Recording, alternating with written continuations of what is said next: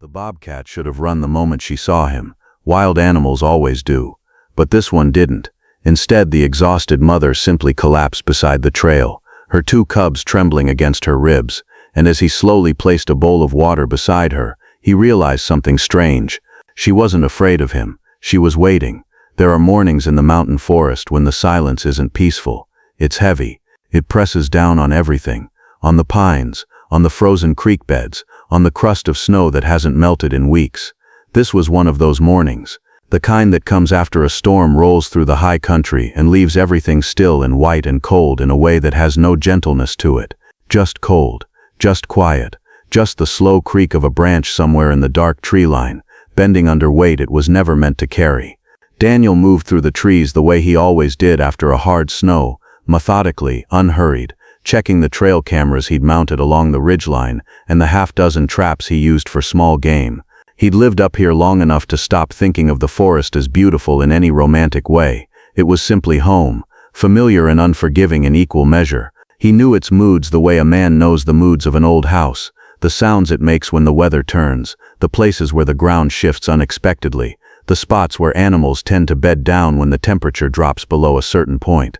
He'd learned all of it over 15 years of quiet, solitary living, and he thought by now he'd seen most of what the mountain had to show him. He was wrong. He almost missed her entirely. She was tucked beneath the overhang of a fallen spruce, a massive tree that had come down in the last storm, its root plate torn from the hillside, and its trunk now resting at a low angle, creating a shallow pocket of shelter where the snow hadn't quite reached.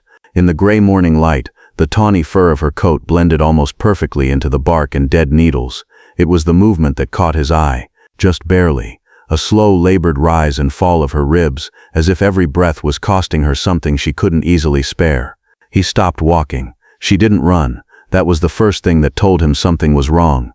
A healthy bobcat, even a resting one, would have heard him coming from 50 yards out and been gone before he ever got close. These animals don't linger around people. They are shadows in the tree line, there then not there, like something the forest conjures and then takes back. But this one had heard him. He was sure of it. Her eyes were open, tracking him slowly as he came to a stop on the trail. Gold eyes, rimmed with exhaustion, and she didn't move, not because she wasn't afraid, but because she didn't have enough left in her to run even if she wanted to. It took him a moment to see the cubs. They were pressed so tightly against her underside that they seemed almost part of her. Two of them. Small, born late in the season, he guessed, maybe 8 or 10 weeks old, young enough that their spots were still vivid, still sharp against the pale winter fur. They were shaking, whether from cold or fear or both, he couldn't say. But they were alive, and they were watching him with the same steady, exhausted attention as their mother. He didn't speak. He didn't move quickly. He stood on that trail for a long moment and simply let her look at him, let her measure him. He understood, in the particular way that people who spend years alone in wild places come to understand things, that the next 30 seconds would either calm her or kill her. Any sudden movement, any reach for his pack, any step forward, and the panic response would take over, and a bobcat with nothing left to spend might spend the last of it on something neither of them would recover from easily. So he waited, and she watched, and eventually her head lowered, just slightly, not in submission but in something quieter than that. Something closer to exhaustion, meeting a tentative, cautious peace. He reached into his pack slowly, keeping his eyes low, his movements small. He had water. He always carried water on his morning checks, a thermos he'd fill from the creek before the trail wound uphill. He had a portion of last night's venison wrapped in cloth in the front pocket of his pack, something he'd planned to leave at a cache site further down the ridge. He set it all on the ground, several feet from where she lay, far enough that she wouldn't feel cornered, close enough that she wouldn't have to go far to reach it. Then he stepped back, and back again, and he waited. For a long time, nothing happened. The cubs blinked. The mother's eyes moved from him to the food, and back again, back and forth, cautious and calculating, and deeply, visibly tired. Then, with the slow and pained effort of an animal running almost completely on empty, she stretched forward and lowered her head to the water. He didn't feel like he had rescued her in that moment. He wasn't sure that was the right word for it. He had simply been there, and she had made a choice to accept what he offered. It felt less like a rescue, and more like a contract being quietly signed between two creatures who had no shared language except that one. The oldest one, the one that lives in the space between trust and desperation, and asks, without any words at all, "Will you hurt me, or will you help?" He backed away down the trail until the trees closed behind him, but her eyes stayed with him the whole walk home. He went back the next morning, and the morning after that. He never announced himself, never lingered too long. He would move quietly down the trail before first light, set down what he'd brought: water, a small portion of meat, occasionally a piece of fish from the creek, and then he would step back and wait at a distance, half hidden in the tree line, watching just long enough to know she was still there, still breathing, still fighting. She always was. By the 4th day she was sitting upright when he arrived. By the 6th she was on her feet. The cubs had stopped trembling and started tumbling over each other in the shallow space beneath the fallen spruce, chasing shadows, testing their legs, doing the small reckless things that young animals do when the immediate threat of dying has passed and something like living starts to take its place. He watched them from a distance and felt something he hadn't expected to feel. Not pride exactly. Something quieter. The particular satisfaction of witnessing a thing that almost didn't happen, happening anyway. He never tried to close the distance between them. That boundary felt important to him, maybe more for his sake than hers. She was wild, and she needed to stay that way. Whatever had passed between them in those first cold minutes on the trail, that fragile, wordless negotiation, it wasn't the beginning of something domestic. It was simply one living thing extending a hand to another in the dark. Nothing more than that. Or so he told himself. Then one morning he came down the trail and the spruce overhang was empty. No bobcat, no cubs, only the soft indentations in the snow where they had slept, already beginning to fill with a light overnight dusting.